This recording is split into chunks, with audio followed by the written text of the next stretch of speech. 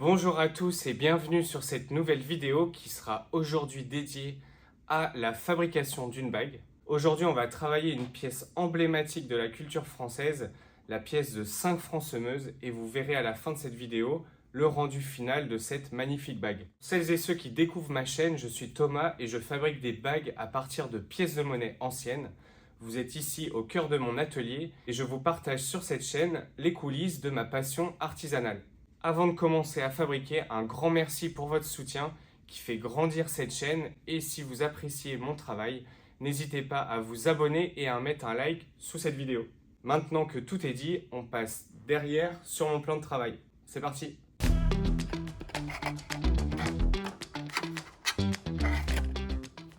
Avant qu'on commence à travailler cette pièce de 5 francs semeuse, il faut que je vous raconte un peu son histoire. C'est une pièce qui a été créée sous la 5e République à partir des années 1959 et elle existe en argent sur les années de 1959 à 1969. Cette pièce-là, elle a réellement circulé dans les années 60.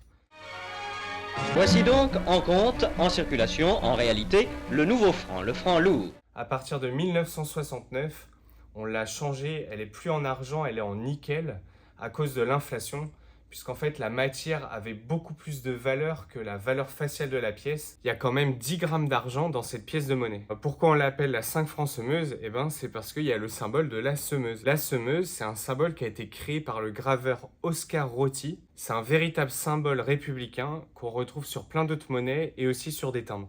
Ce qui est vraiment super avec cette pièce, c'est qu'elle est très calligraphiée. Elle symbolise la République qui sème les graines de l'avenir. Ça sera la face à l'intérieur de la bague, et à l'extérieur, on va récupérer la date de la pièce, le millésime.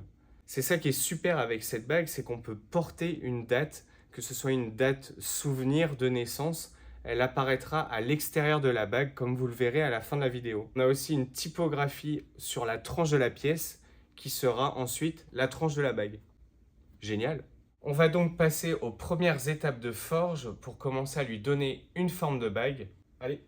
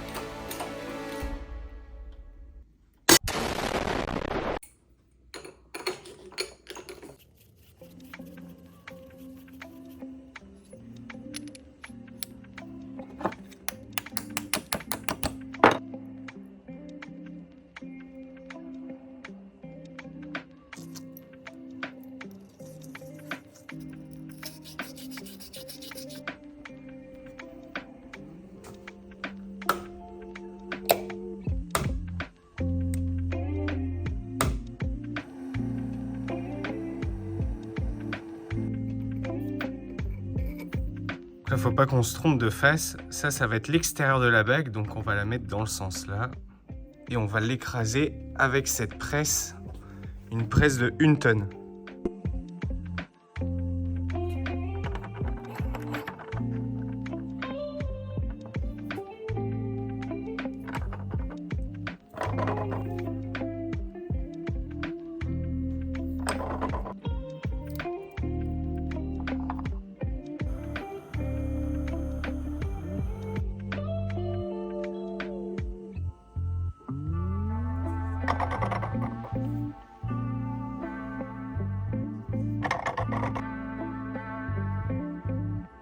On a obtenu cette forme de cône, on a vraiment retourné d'une certaine manière la pièce.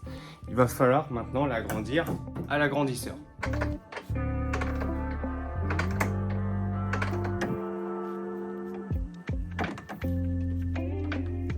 Là, c'est toujours un peu délicat parce qu'il ne faut pas que j'aille trop loin.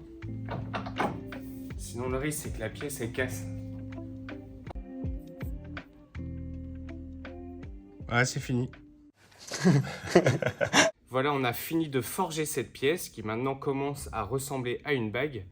Mais là, pour l'instant, c'est encore très brut comme résultat. Il va falloir qu'on lui donne la bonne forme et aussi la bonne dimension. Donc on va passer à ces étapes tout de suite.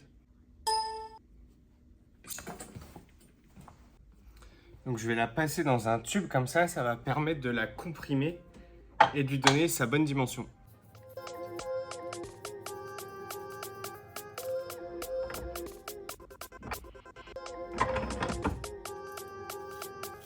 Il va falloir que j'alterne sans arrêt l'agrandissement, la chauffe, l'agrandissement, la chauffe jusqu'à avoir la bonne taille. Je vous passe un peu plus vite.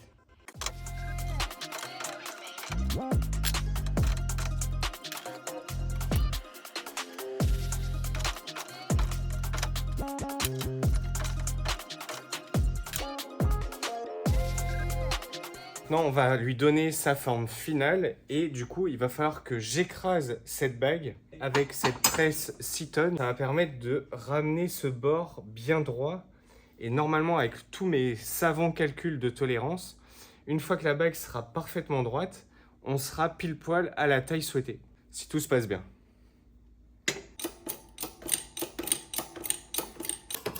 One hour later. One eternity later. Ça fait les bras. Voilà, impeccable. Voir, ça joue à pas grand chose.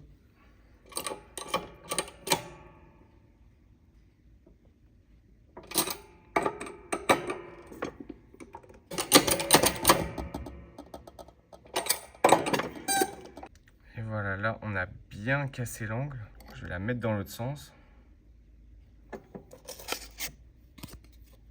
On protège les inscriptions.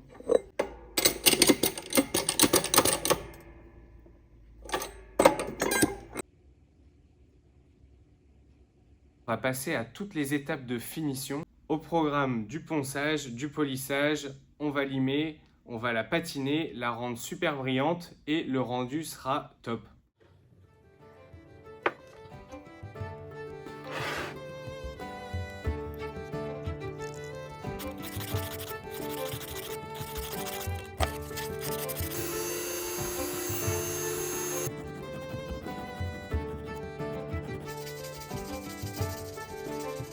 La tranche maintenant, elle est bien lisse, donc du coup ça va être plus confortable pour la porter. Et là aussi, j'aime bien faire cet arrondi sur cette tranche-là. Je trouve que ça fait un peu plus fini comme rendu. Ça rajoute un peu de temps, mais au niveau de la qualité de la bague à la fin, je trouve que c'est plus sympa. Donc là maintenant, il va falloir lui donner sa patine et le polissage aussi pour que ça soit vraiment ultra brillant au final. Même si déjà là, ça brille pas mal.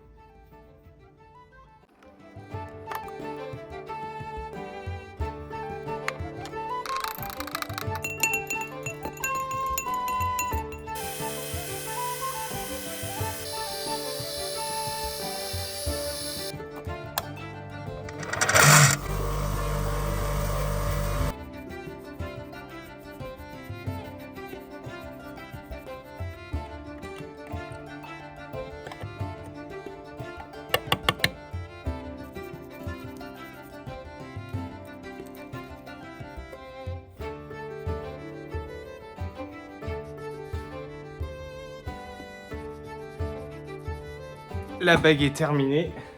Donc là, on a vraiment fait tout le nettoyage. Elle est vraiment parfaite. Elle brille complètement. Et je vous montre le résultat final. Et donc, on voit bien la date 1962. Avec toute la patine qui fait bien ressortir les motifs. La tranche de la monnaie, parfaitement intacte. Forme arrondie. Attendez, je vais faire la pointe. Vous voyez, je trouve que ça fait plus fini sur la bague. Une belle forme arrondie comme ça. On voit le niveau de détail des pièces, c'est quand même incroyable. Vous voyez les épis de blé là, on voit chaque épi. J'ai beau en faire plein et je suis toujours surpris du résultat, je trouve ça vraiment génial. Mission accomplie. Et voilà, la fabrication de notre bague semeuse se termine. Je vous ai montré la bague semeuse, mais on a toute une collection sur notre site. Vous retrouverez le lien de notre site dans la description avec aussi notre compte Insta. Si vous avez apprécié cette vidéo, n'hésitez pas à la partager, à vous abonner et à mettre un like. Racontez-moi en commentaire ce que vous pensez de cette bague, ça me fera extrêmement plaisir d'avoir vos retours. Je vous dis à bientôt pour une autre vidéo. Ciao!